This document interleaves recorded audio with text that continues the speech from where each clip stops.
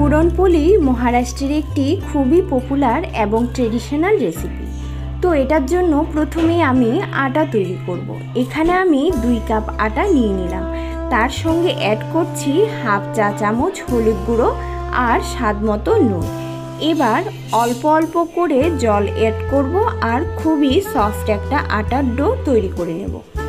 লাস্টে এখানে 1 চা চামচ তেল অ্যাড করে 4-5 মিনিট ধরে ভালো করে মেখে একদম সফট করে নিতে হবে।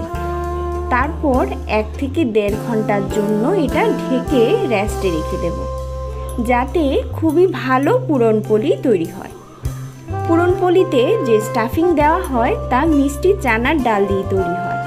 তার জন্য 1 কাপ চানার ডাল 2 থেকে 3 ঘন্টার জন্য ভিজিয়ে রেখেছিলাম। এবার ডাল থেকে জলটাকে আলাদা করে কুকারে ট্রান্সফার করে দিলাম। এবার এতে অ্যাড করব 3 থেকে 4 কাপ জল। আমি এখানে 4 কাপ জলই দিয়েছি। তার সঙ্গে এর মধ্যে দিয়ে দিচ্ছি হাফ চা চামচ হলুদ গুঁড়ো আর 2 চামচ তেল। ফ্লেমটাকে মিডিয়ামে রেখে 3-4টা সিটি দিয়ে দেব। এর থেকে বেশি ডালটা গলানো যাবে না। 3-4টা সিটি দিলেই ডালটা খুব সুন্দর গলে যাবে। দেখুন ডালটা খুব সুন্দর গলে গেছে আর জলটাও আলাদা আছে। এবার খুব তাড়াতাড়ি ডাল থেকে জলটা আলাদা করে ফেলবো, যাতে ডালে কোনো এক্সট্রা জল না থাকে। এই জলটা দিয়ে কাটাচি আমটিও বানানো যায়, যা পুরনপোলির সঙ্গে খাওয়া যায়। খুবই সুস্বাদু হয় খেতে। ডালগুলো আমি একটা পটেটো ম্যাশার দিয়ে হালকা করে বেটে নিচ্ছি। এবার এটার মধ্যে 1 কাপ পরিমাণে চিনি দিচ্ছি।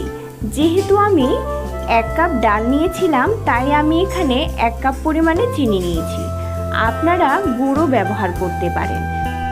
লো ফ্লেমে ডাল আর চিনিটাকে মিক্স করে রান্না করে নেব। 5 থেকে 6 মিনিট ধরে রান্না করেছি। ফ্লেমটাকে এবার অফ করে এলাচ গুঁড়ো আর জায়ফল গুঁড়ো দিয়ে দিচ্ছি। ভালো করে মিক্স করে নিচ্ছি। আটাটা আমি 1.5 ঘন্টা ধরে রেস্টে রেখেছিলাম। এতে আটাটাও খুব নরম হয়ে যায়। এবার আলুর পরোটা যেভাবে বানানো হয় ঠিক একইভাবে পুরনটা স্টাফিংয়ের মতো করে দিয়ে দিলাম। এবার শুকনো আটা দিয়ে ভালো করে বেলে নিচ্ছি। পাতলা পাতলা করে বেলতে হবে।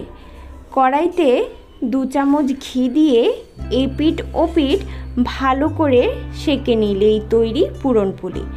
দুধ, ঘি, আচার দিয়ে সার্ভ করে দেখুন, খেতে খুবই ভালো লাগবে। আলু ভাজা দিয়েও সার্ভ করতে পারেন। যদি আপনাদের ভালো লেগে থাকে তাহলে অবশ্যই লাইক, কমেন্ট এবং সাবস্ক্রাইব করে দেবেন। ধন্যবাদ।